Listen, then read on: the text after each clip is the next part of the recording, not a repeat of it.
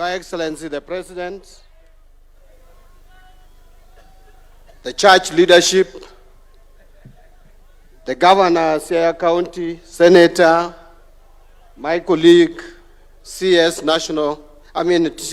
Energy, other members of Parliament, the leadership of the County Assembly of Siaya, led by the Speaker and other MCAs. Siaya oi! Siaya oi! Your Excellency, I have a few remarks to make. First of all, you are teaching us and you have taught us the virtue of being Christians. That at least once a week, you take time out of your schedules as directed by God in the Bible to set aside a day to worship. And this is a virtue that we are picking from you. Secondly, Your Excellency, I want to agree with Honorable Chanda that you can choose your friends, but you cannot choose your neighbor. And Your Excellency, it's even more blessing if that your neighbor becomes your friend. And we are happy that we are not only seeing a neighbor, but we are seeing a neighbor who is a friend of this region. And you are guaranteed the support of this region, Your Excellency, because you have demonstrated to us that you care.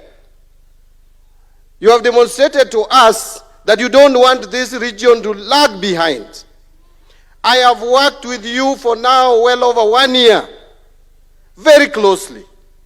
And I know that your government is a government of inclusivity.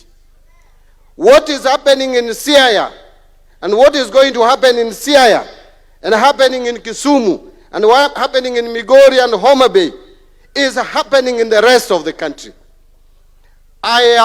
You gave me the power of the pen, and I know the budget from page 1 to the last page, and I see the projects that are being implemented in this country, including the forgotten areas of northern Kenya, where they are seeing for the first time a 740 kilometers of tarmac road opening up that region. And it is everywhere. You go to Tana River, I was there a while back, two weeks ago, and you can see development across the country. Those people who read social media, those people who sit in some corner of the country and talk of WANTAM, I want to tell you and I want to assure you here, you will be shocked. Those of us who walk across this country and go to all corners of the country, that talk of WANTAM is an illusion. You are going to get your second term, Your Excellency. What you need to do is to soldier on, include the whole country, bring peace in this country, unite the country as you are doing it. You are going to be rewarded, and rewarded. And that reward will not be to you. It will be a reward for the people of Kenya. And when you finish your presidential term, I am confident you are going to hand over to another president who will be thinking about Kenya and not a particular region or a particular corner of the country. I want to come to a close by also talking about some of the reforms. And I want to agree with the previous speaker who spoke, I think it was Honorable Chieng, who spoke about SHA. When I was asked what my opinion about SHA is, especially the systems, as the person responsible for financial systems in this country, I said that I'm very excited of the revelations that I'm seeing.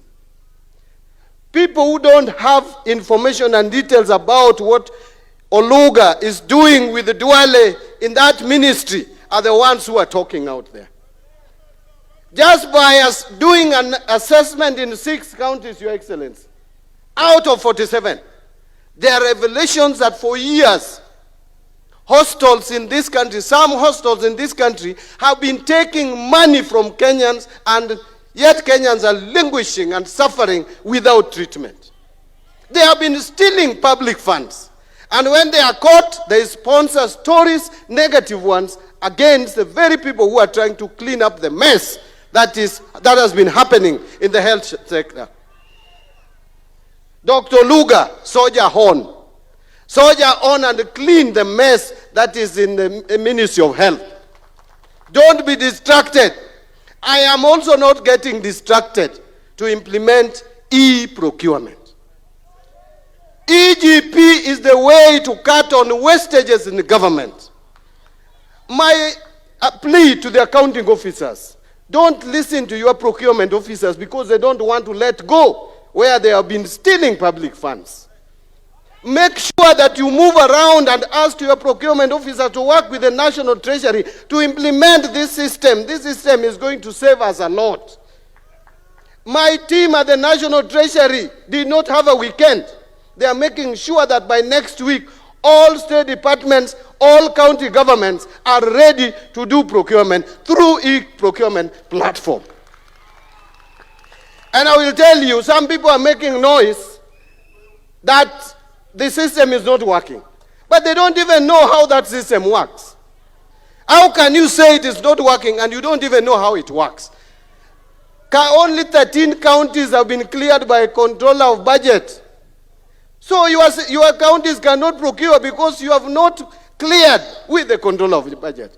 The ones that have cleared with controller of budget, by next week you should be ready to start procurement. So let us embrace this system. We are not bringing a system that is going to inconvenience you. Any new system must have challenges, but we walk as we move ahead. And I see some people reporting, sijui, well, how did they put it? Mbadi's 5 billion mess. That system is only worth $2.9 million, which is about 370 million Kenya shillings. And it was procured in 2022 April when I was still a member of parliament. I did not procure that system. If you thought it was procured yesterday, you are behind the news. It was procured in 2022. I was a member of parliament for Super South, for heaven's sake. All that time, it has just been kept there. What I've done is to make it work.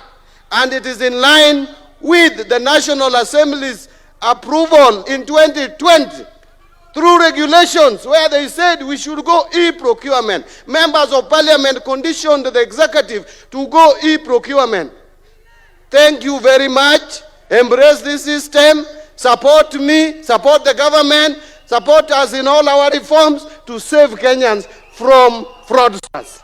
With those many remarks, kauono kawach dholuo, asewacho kisungu ma dholuo ruenya, anung'eni anoru, oruoyo matin, dipo kukwaya weche mathoth, to gimanyisou, kalam majatelo miyowane, to awe maber bomiya tandi ni batha, jo Siaya kalambwa nyoti okuomu maber. Ubro neno kochak team projects gini kalambwa nyoti okuomu maber. With those many remarks, allow me to invite the governor for Siaya County, my senior, Jim Mayanga, James Agri Orengo. Karibu. Thank you.